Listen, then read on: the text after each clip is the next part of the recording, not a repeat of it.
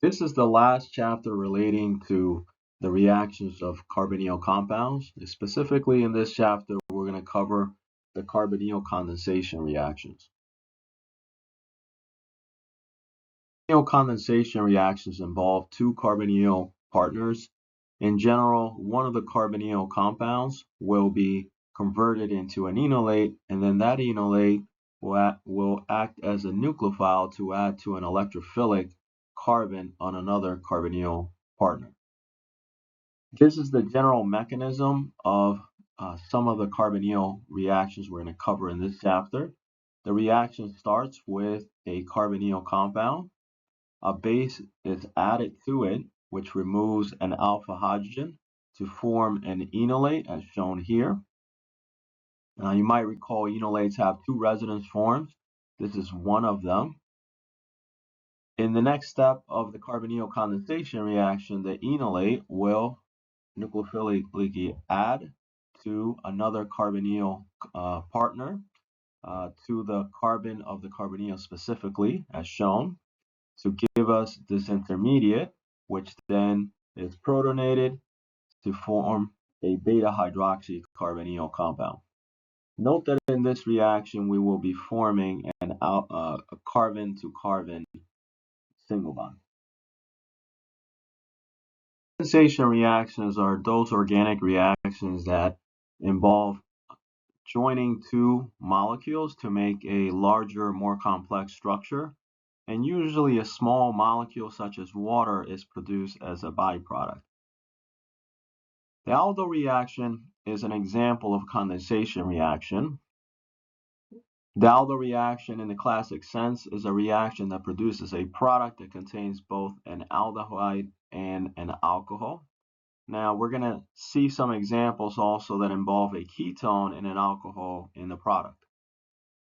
Below is an example of an aldol reaction involving acetaldehyde. If we add sodium hydroxide, which is a base, the base will deprotonate the alpha hydrogen, creating an enolate, which you see here in this intermediate. The enolate will then attack another aldehyde, specifically another molecule of acetaldehyde, to do a self-condensation reaction. In other words, two acetaldehyde reactions are joining together.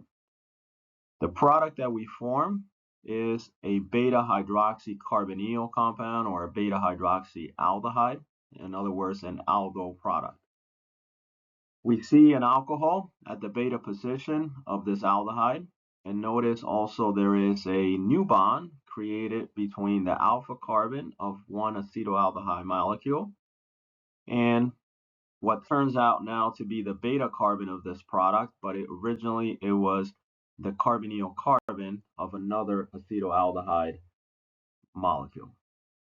A byproduct of this reaction is a hydroxide ion, and therefore we're essentially regenerating the base that we started with. So sodium hydroxide in this reaction is a catalyst. Aldol reactions in general are reversible reactions, and in many cases, especially with most ketones and many aldehydes, especially those that are sterically hindered, the reaction is actually favored towards the carbonyl compound rather than the aldol product. We can see here a couple examples, and if you notice in the second example, we have a cyclohexanone reacting with each other under the influence of a base, producing an aldol product. Notice that the starting ketone is actually favored in this reaction. Now, to avoid this issue of producing a product that is less stable or less favored than the reactant, for a reversible reaction, specifically the aldol reaction, one of the things that we do to push the reaction towards products is eliminate this hydroxyl group at the beta carbon by adding a base, which removes this hydrogen, the alpha hydrogen of the carbonyl, to do an elimination, which also leads to the elimination of the hydroxyl group. Overall, we are eliminating essentially a water molecule, and removing that water molecule from the aldol product actually pushes the reaction towards the product. And so that's one way to make the Aldol reaction a practical reaction in the lab. As a side note, the retro-Aldol reaction refers to the reverse of the Aldol reaction. So if we started with a beta hydroxycarbonyl, like you see here on this slide, and it goes back to the original ketone, we refer to that as a retro-Aldol reaction. Now, at a dehydration reaction of a beta hydroxycarbonyl product, which is the typical aldol product. If we have a beta hydroxycarbonyl, such as this, and we add either acid or base, we can perform an elimination reaction of water and produce a conjugated carbonyl compound. Specifically, we will have a double bond being formed between the alpha carbon and the beta carbon of the carbonyl compound. If we add base to a beta hydroxycarbonyl, aka an aldol product, the base will remove the alpha hydrogen from, notice this is the alpha position of the carbonyl.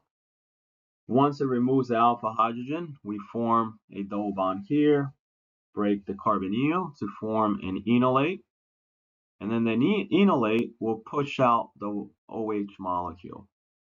So the negative charge on this oxygen will reform a carbonyl, then the double bond of the enolate will form a double bond here between the alpha and beta carbon after it eliminates the OH group.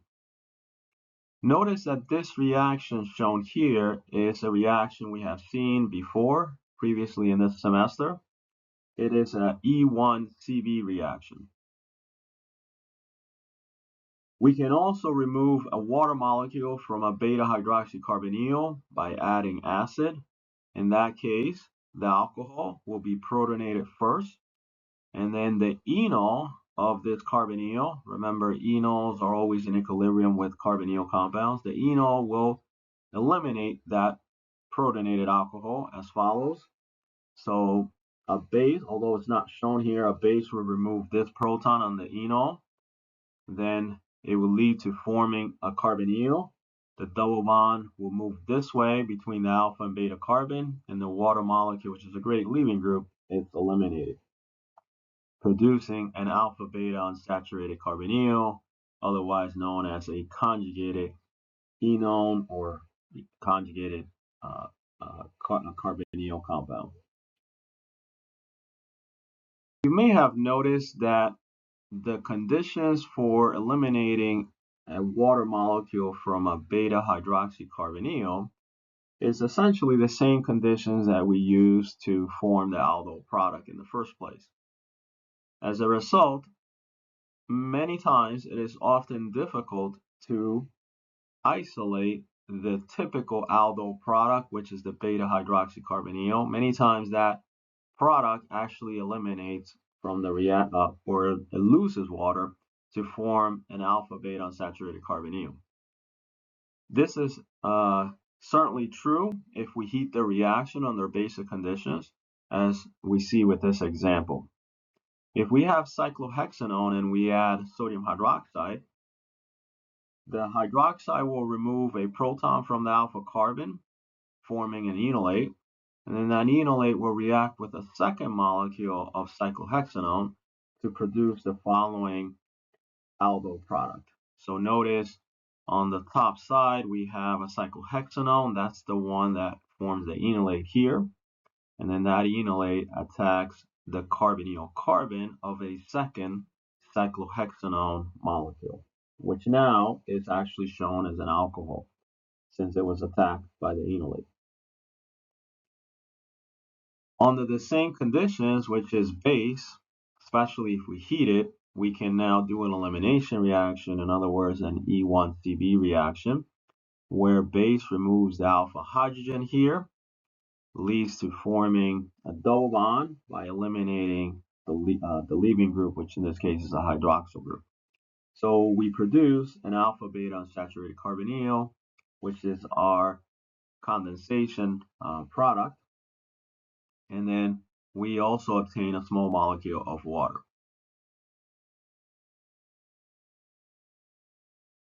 Let's look at 3 more examples of the Aldol reaction involving a dehydration reaction after the Aldol reaction. So if we have an aldehyde, such as this one, and we add base and we heat it, we're generally going to have a dehydrated product at the end of the Aldol reaction. So the way you can predict the product that you draw, you want to have an aldehyde that you originally started with. So that would be this one going in this direction. And that carbon, which is the alpha carbon, is going to form an enolate. That enolate attacks a second molecule of the aldehyde, of the same aldehyde, and forms a bond. So imagine first forming a single bond here. And then we have the same number of carbons that we have in the aldehyde, which are 1, 2, 3, 4, and 5, which is what we have in the aldehyde, 1, 2, 3, 4, and 5. Now, originally, we're going to have an alcohol in this direction, but after dehydration, we eliminate that alcohol, we remove a hydrogen from the alpha position, so we form the double bond here. Another way of thinking about this is, or predicting the product that we're going to draw, we want to draw the same carbonyl compound, in this case the aldehyde, which we do here, then form a double bond from the alpha position to what typically is the carbonyl carbon, so that would be this carbon, and then add whatever alkyl groups we have on the aldehyde, which are 4 more carbons in this case. Here's an example with a ketone. So again, sodium hydroxide, heat, and usually we use a protic solvent, an alcohol, water to dissolve the sodium hydroxide. The product, again, we can draw that by drawing the original ketone, which we see here on the top highlighted as I'm going through it. And then from the alpha carbon, either one, so it could be the right side or the left side. In this case, it doesn't matter because it's a symmetrical ketone. We want to draw a double bond, which is essentially taking the place of the carbonyl of a second ketone. And then from there, we draw the same carbons or carbon chains that we have on the ketone, which are a propyl group in one direction and a propyl group in the other direction. So we're going to draw 2 propyl groups, one to the right and one to the left from the other end of the double bond. Here's another example with sodium hydroxide, water, and heat. We're going to react with this ketone. Again, to draw the product, we want to draw the ketone, which you can see one molecule of that same ketone right here. From the alpha position, which is this one, we're going to draw. So here is the alpha position of that ketone. We're going to draw a double bond from there, which is going to take the place of this carbonyl on a second molecule of the same ketone. Then we're going to draw a methyl and a phenyl group, just like we have in the starting reactant. Let's practice what we learned about Aldol reactions. We're going to start by simply drawing an enolate first of this aldehyde. So we have here an aldehyde with 4 carbons. So in order to draw an enolate of an aldehyde, we want to take a look at the alpha carbon, and we want to remove one of the alpha hydrogens on that carbon, as shown here, to form an enolate. Now, a second possible way of showing this is drawing the resonance form of this structure. So I'm going to use a skeletal structure. The original ketone had 4 carbons. So there's the 4 carbons poorly drawn. And instead of having a negative charge at the alpha carbon, which would be this one, we can actually have a double bond that way, a single bond to the oxygen. Here's our oxygen, and then we could put a negative charge on that oxygen.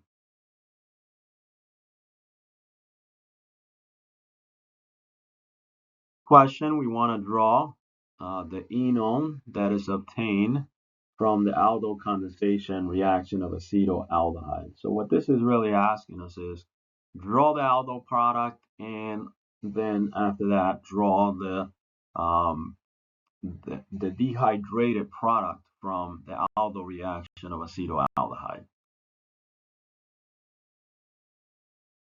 The structure of acetaldehyde, which is an aldehyde that has two carbons, or it has a methyl group on an aldehyde.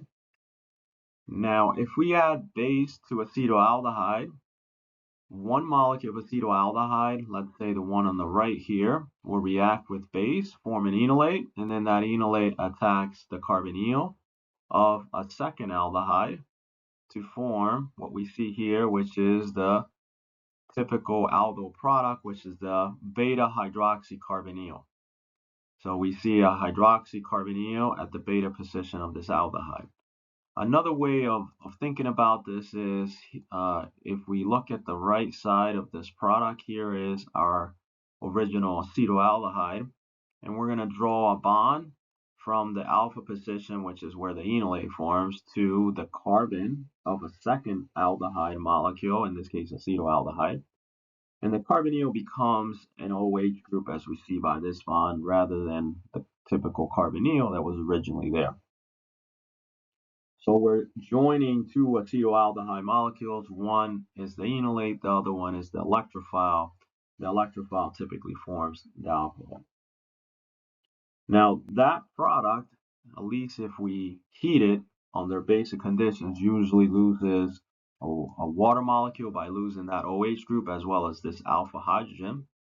And so we end up with instead a double bond where the OH and hydrogen were. So this is what we sometimes refer to as an enone or an alpha beta unsaturated carbonyl.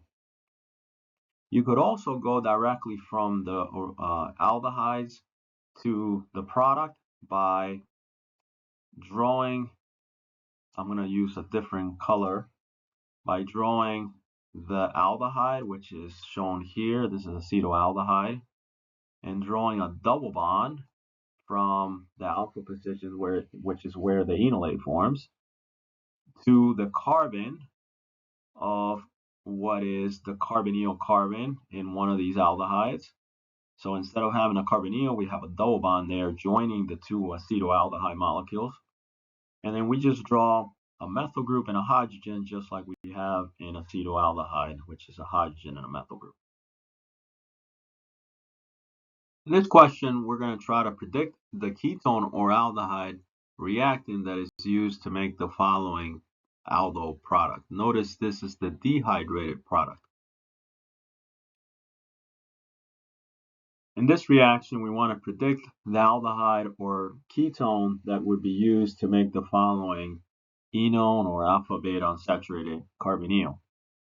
So looking at the aldol reaction backwards, we want to look at the two possible aldehydes or ketones involved. So if we notice, we have here a carbonyl compound that has an ethyl group to the right, and then we have this alpha carbon, and then we have a methyl group from there. So one of the two reactants would be the structure that I highlighted there. If you notice, that is 3-pentanone. So we have a carbonyl on a 5-carbon chain. And then the rest of the molecule gives us a hint about the other reactant. So we have here a compound that joins the alpha carbon of the carbonyl that I already highlighted. And we also have an ethyl group to the left and to the right of it. So taking this structure, which I highlighted on the left, we get the other carbonyl compound. So if we replace the double bond with a carbonyl, that would give us the other carbonyl reactant, which is also 3-pentanone. So this is an example of taking two molecules of 3-pentanone to make the product that we started with here. Up until this point, we have looked at what are called self-condensation aldol reactions. In other words, we take one aldehyde or one ketone molecule and we react it with itself to make the aldol product. Now, it is also possible to do what we call a mix or a cross Aldol reaction. This involves taking two different aldehyde molecules or two different ketones or an aldehyde and a ketone to make an aldol product. When we do a mix or a cross aldol reaction, it is possible that we can obtain up to 4 aldol products. And therefore, the reaction is not practical unless we can narrow down the number of products we can obtain from the reaction. Over the next few slides, we'll cover some strategies that are used to obtain a single product in a mix or a cross-aldol reaction. One of the methods that we can use to obtain a single aldol product from the cross-aldol reaction is to use one carbonyl partner that does not have alpha hydrogens and therefore can't form the enolate. That immediately reduces the number of possible products from 4 to 2. In addition, by using an aldehyde and a ketone, generally, since aldehydes are more electrophilic than ketones, we can ensure that the aldehyde will be the electrophile in the reaction. And combining an aldehyde that can form an enolate with a typical ketone, we can ensure that a single aldol product is obtained from the cross-aldol reaction. Here's an example using 2-methylcyclohexanone and benzaldehyde. If we add base, the base will remove one of the alpha hydrogens on the ketone. Notice the aldehyde, benzaldehyde, can't form an enolate since there are no alpha hydrogens on this aldehyde. The only alpha hydrogens would be on this carbon, and that carbon does not contain any alpha hydrogens. And then also notice that benzaldehyde is more electrophilic than a ketone.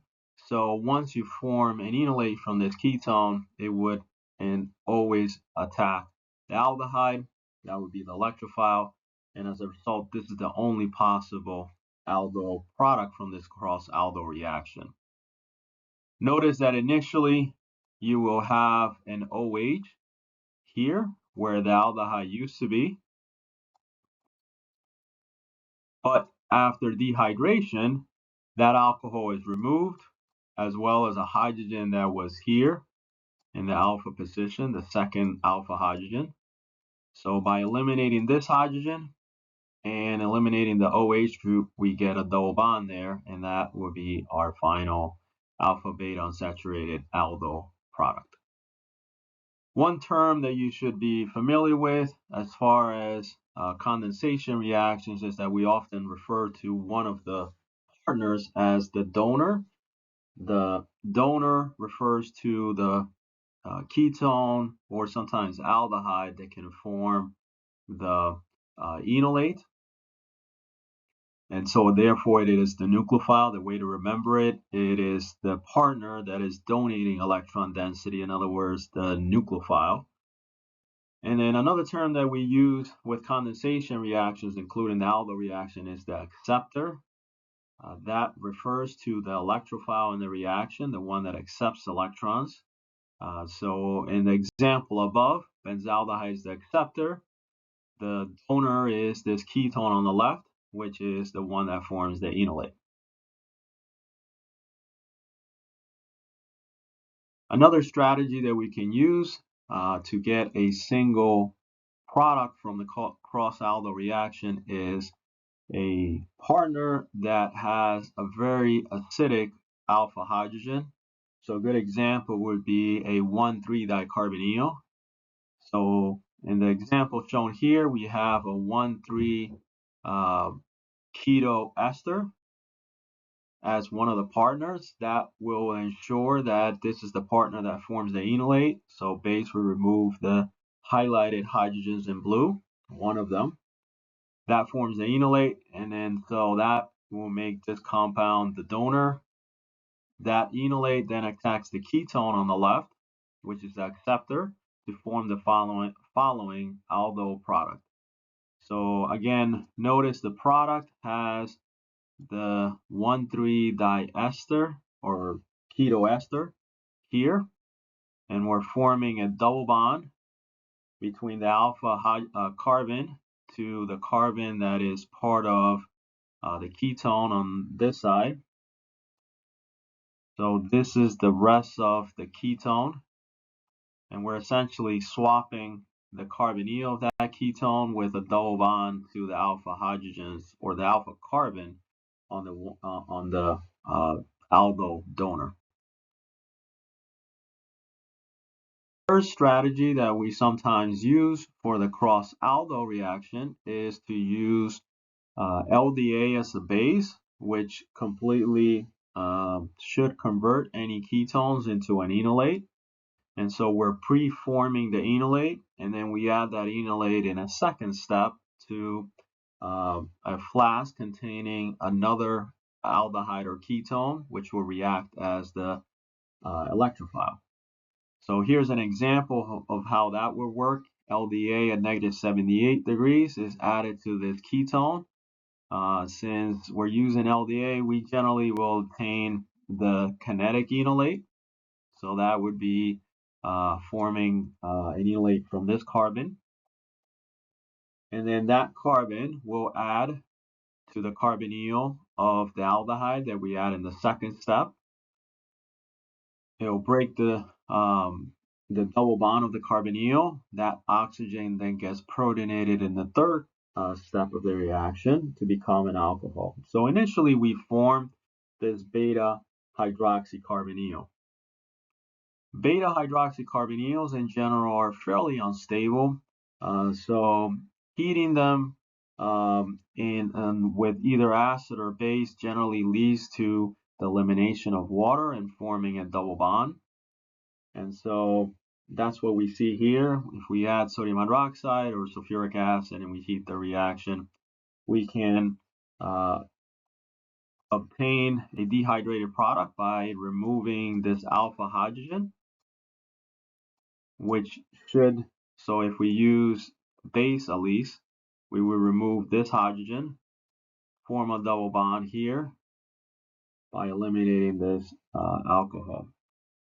In the case of sulfuric acid, as we saw earlier, generally sulfuric acid will protonate the alcohol, and then the enol of this ketone will push it out to form the double bond.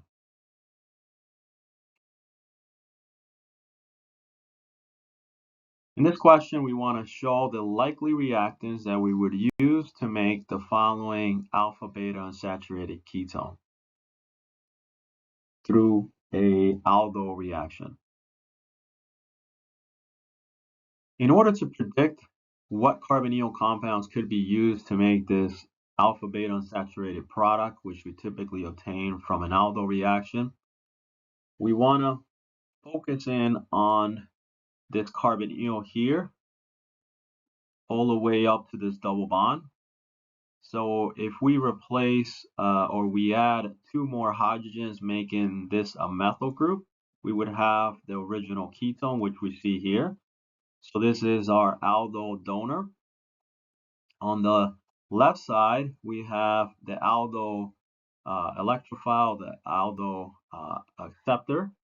It has a phenyl ring, so C6H5, as mentioned here, is a benzene ring, and that's attached to another carbon, which would have a carbonyl, at least to begin with. So that gives us benzaldehyde. So essentially, we swap this double bond here in the middle with a carbonyl, and that's how you get the other partner. Some dicarbonyl compounds are set up perfectly for an intramolecular aldol reaction. Generally, if we can form a 5 or a 6-member ring in an aldol reaction, an intramolecular aldol reaction, then such a reaction is most likely to occur. As an example, 2,5-hexadienone, which is a 1,4-diketone, when treated with base, can form or can lead to an intramolecular aldol reaction. So base we'll remove one of these alpha hydrogens, forming an enolate at that carbon, which would then attack this carbonyl. And then after elimination of the hydroxyl group, we would achieve a double bond as well as closing the 5-member ring. In the next example, we have a 1,5-diketone. And again, when treated with base, it would form an enolate at that carbon, which would cyclize here on this carbonyl carbon. After elimination of the hydroxyl group, we would have a double bond between the alpha carbon here and the carbonyl there, or the carbonyl carbon there. And so we would have now a 6-member ring that has a double bond. Let's take a closer look at 2-hexane dione and how it forms a cyclic enone. If we add base to this dicarbonyl compound, there's 2 possible alpha hydrogens that can be deprotonated. So if we remove this one, as we saw on the previous slide, we can cyclize onto this carbonyl to form this beta hydroxy carbonyl initially, and then base would remove another alpha hydrogen, form a double bond here by eliminating the hydroxyl group, and so we end up with a cyclic enone as a product. The alternative reaction, which we didn't observe in the previous slide, would occur by removing instead an alpha hydrogen from the other carbonyl. So here's this carbonyl. If we remove an alpha hydrogen here, that alpha hydrogen will, or removal of that alpha hydrogen will lead to an enolate on that carbon, which could cyclize onto the other carbonyl to form a 3-member ring with a hydroxyl group that is beta to this carbonyl, and removal of the other alpha hydrogen with base and elimination of the hydroxyl group leads to a double bond. Of course, this is not a product we typically observe given the strain in this 3-member ring. This is a much more favored pathway, and this is what typically is observed not only in the Aldol reaction, but any cyclization reaction. In general, any reaction that leads to a cyclic 5-member ring or 6-member ring, generally that's a favored pathway compared to any other type of ring. Collagen is the most abundant protein in mammals. It makes up around 25% of all the proteins present.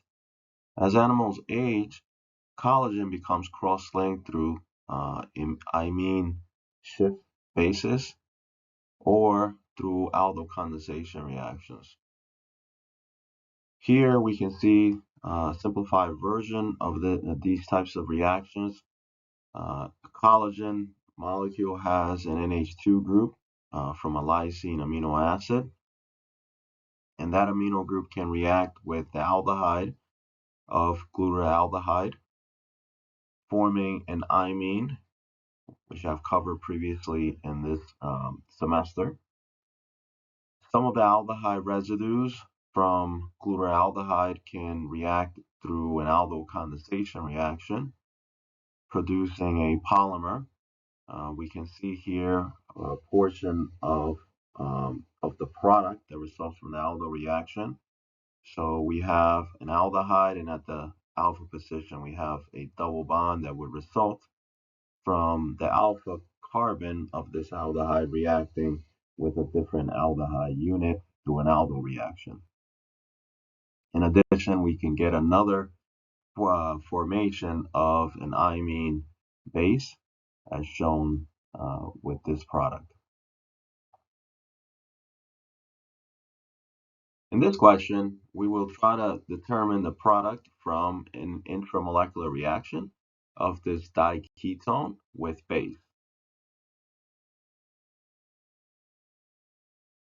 When we react this symmetrical diketone with base, we're going to form an enolate that, although initially looks like we have 4 possible places we could form the enolate, in reality, because of the symmetry of the molecule, there really is only one enolate that we form.